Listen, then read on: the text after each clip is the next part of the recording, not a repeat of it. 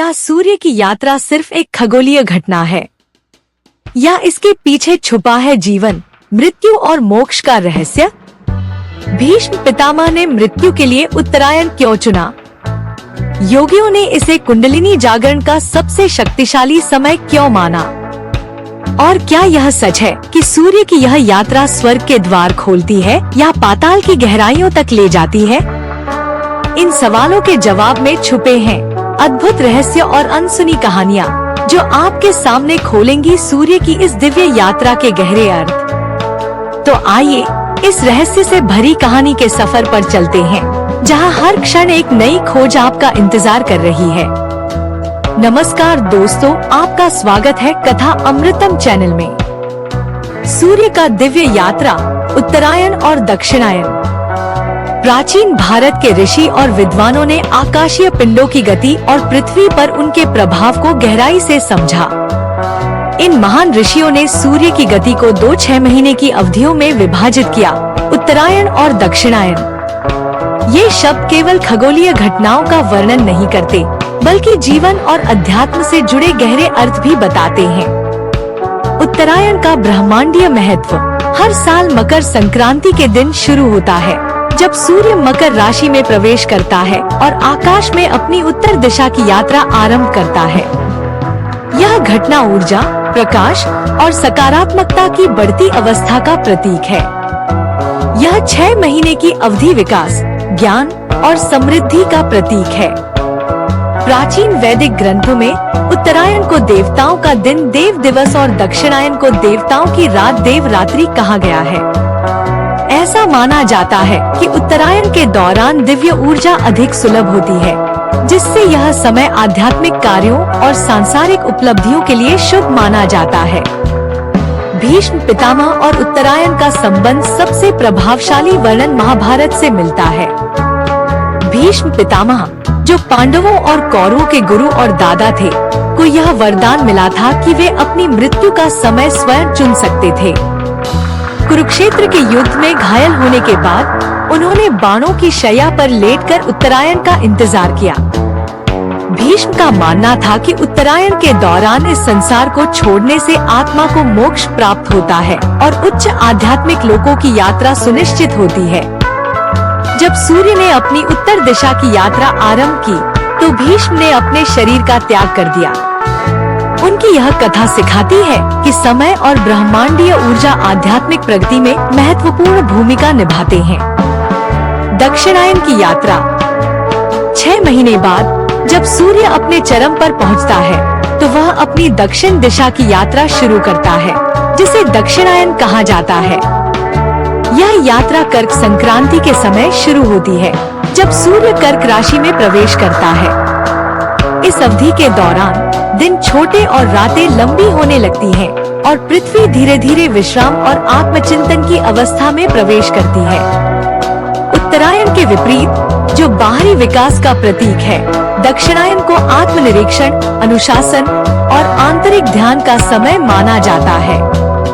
प्राचीन ऋषियों ने इसे ध्यान, तपस्या और आत्मिक शांति प्राप्त करने का आदर्श समय बताया। जबकि उत्तरायण क्रियाशीलता का समय है, दक्षिणायन हमें रुकने, भीतर झांकने और स्वयं से जुड़ने का संदेश देता है। प्राचीन भारत के ऋषियों ने माना कि सूर्य की गति जीवन के संतुलन को दर्शाती है। उत्तरायण, जो लंबे दिनों और बढ़ते प्रकाश के साथ आता है, गतिविधि, विकास और बाहरी ध्यान का प्रतीक है।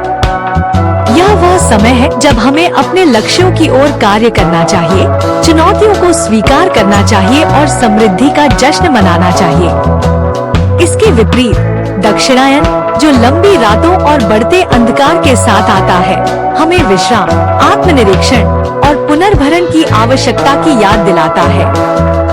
यह सिखाता है कि जैसे प्रकृति प्रकाश और अंधकार के बीच संतुलन बनाती है, वैसे ही मनुष्यों को भी अपने जीवन में कार्य और विश्राम और महत्वाकांक्षा और आत्मचिंतन के बीच संतुलन बनाना चाहिए। यह विचार केवल दार्शनिक नहीं, बल्कि व्यावहारिक भी है। उत्तरायण और दक्षिणायन का सामंजस्य हमें जीवन में संतुलन बनाए रखने की प्रेरणा देता है। उत्तरायण और ऊर्जा जागरण का यौगिक महत्व। उत्तरायण का समय सूर्य की ऊर्ध्वगामी ऊर्जा का प्रतीक है। कुंडलिनी शक्ति योग साधकों के लिए यह काल विशेष है। कुंडलिनी शक्ति रीढ़ में स्थित दिव्य ऊर्जा उत्तरायण में ऊपर की ओर बढ़ने के लिए अधिक सक्रिय होती है। गहन साधना का समय ऋषि मुनि इस समय गहरी तपस्या और साधना में लीन होकर आत्म साक्षात्कार प्राप्त करते थे। योगी ध्यान करते हुए ऊर्जा का दिव्य प्रकाश मेरुदंड के रास्ते ऊपर उठता हुआ दिखता है। सूर्य की गति और स्वर्ग पाताल का प्रतीकात्मक संबंध कहा जाता है कि उत्तरायण को स्वर्ग की यात्रा कहा गया है। इसका अर्थ है प्रकाश, उन्नति और आत्मा की ऊर्ध्वगामी गति। दक्षिणायन को पाताल की यात्रा कहा गया है। यह आत्मनिरीक्षण, आंतरिक तप और संयम का समय है। दो भिन्न दृश्य, उत्तरायण में स्वर्ग का प्रकाश और दक्षिणायन में पाताल लोक का गहन अंधकार। उत्तरायण को देवताओं का दिन माना गया है। यह समय सकारात्मक ऊर्जा और नई शुरुआत का होता है। दक्षिणायन को देवताओं की रात्रि कहा गया है, जब संपूर्ण ब्रह्मांड शांति में डूब जाता है। छुपा रहस्य यह काल इंसानों के लिए आत्मनिरीक्षण और आंतरिक जागरण का अवसर देता है। कृषि और जीवन चक्र का संबंध उत्तरायण के समय प्रकृति जागृत होती है। यह फसलों के विकास और नई शुरुआत का समय है। दक्षिणायन के दौरान बीज बोए जाते हैं और मिट्टी को विश्राम दिया जाता है। खेतों में काम करते किसान उगते सूर्य की सुनहरी रोशनी में हल चलाते हुए दिखाए गए हैं। आधुनिक जीवन में उत्तरायण हमें सिखाता है कि ऊर्जा और सकारात्मकता के साथ जीवन में आगे बढ़े। दक्षिणायन हमें याद दिलाता है कि आत्मनिरीक्षण और शांति भी जीवन के लिए आवश्यक है। दो तस्वीरें, उत्तरायण में सूर्य की रोशनी के साथ लोग प्रगतिशील काम कर रहे हैं और दक्षिणायन में ध्यान, साधना और संयम के प्रतीक। मकर संक्रांति और सूर्योपासना का महत्व। तिल और गुड़ का सेवन सिर्फ परंपरा नहीं है, यह उत्तरायण के समय शरीर में ऊर्जा और गर्मी बनाए रखने के लिए वैज्ञानिक दृष्टि से उपयुक्त है। सूर्योपासना के माध्यम से इस दिन प्रकृति और ब्रह्मांड की शक्तियों को धन्यवाद दिया जाता है। गंगा में स्नान करते श्रद्धालु, सूर्य को अर्घ्य देते लोग और मंत्रोच्चार की ध्वनि। उत्तरायण और दक्षिणायन के दौरान भारत के त्योहार इन खगोलीय चक्रों के साथ खूबसूरती से मेल खाते हैं और उनके गहरे अर्थ को प्रतिबिंबित करते हैं। उत्तरायण के त्योहार। मकर संक्रांति उत्तरायण की शुरुआत के रूप में मनाए जाने वाला यह त्योहार पतंगबाजी, सूर्य को धन्यवाद देने और तिलगुड़ के मिष्ठान बांटने से चिन्हित है। पतंग उड़ाने की क्रिया आत्मा की ऊंचाई और दिव्यता की ओर प्रयास करने का प्रतीक है। पोंगल। दक्षिण भारत में पोंगल उत्तरायण के साथ मनाया जाने वाला एक फसल त्योहार है। यह प्रकृति को धन्यवाद देने और समृद्धि का उत्सव है। दक्षिणायन के त्योहार। गुरु पूर्णिमा। दक्षिणायन के दौरान मनाया जाने वाला यह पर्व गुरु या आध्यात्मिक मार्गदर्शक के प्रति कृतज्ञता व्यक्त करने का अवसर है।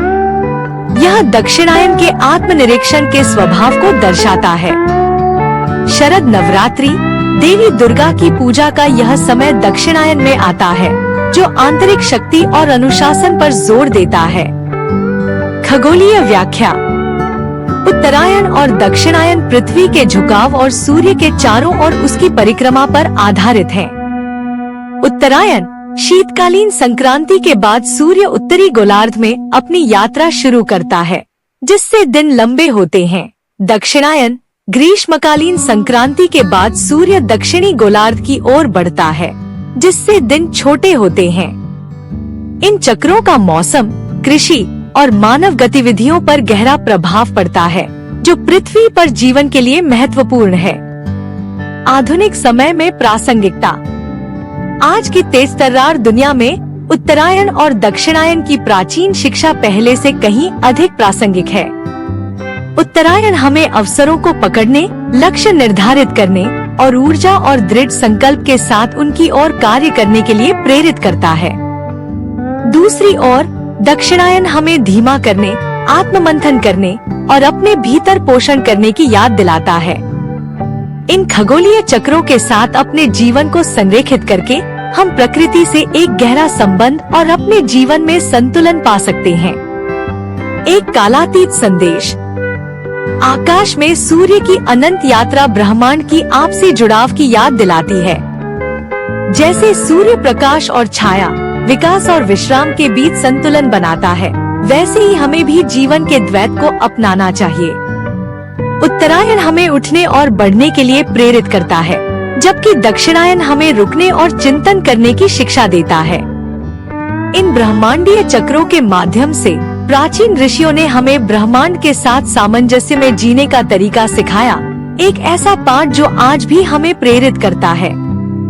अगर आपको हमारी ये कहानी पसंद आई हो तो कृपया लाइक, शेयर और सब्सक्राइब जरूर करें।